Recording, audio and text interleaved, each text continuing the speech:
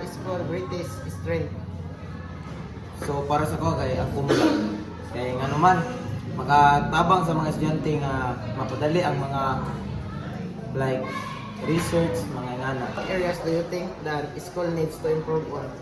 So para sa ko kay ang kantin kay pwede nila padak-an ang kantin kay ang mga estudyante tagapalit kay magdaso kay daghan mga estudyante. Opportunities should the school take advantage of in the future?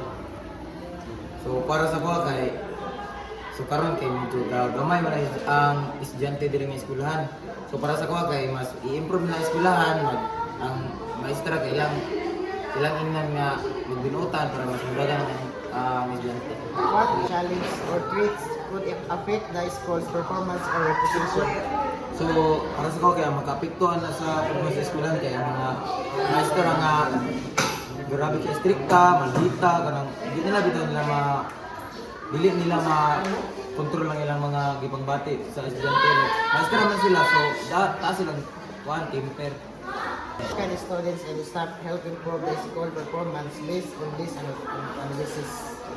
So para sa ko kay dapat kay maghiusa ang mga maestra, estudyante kay pares naman tao, pares kina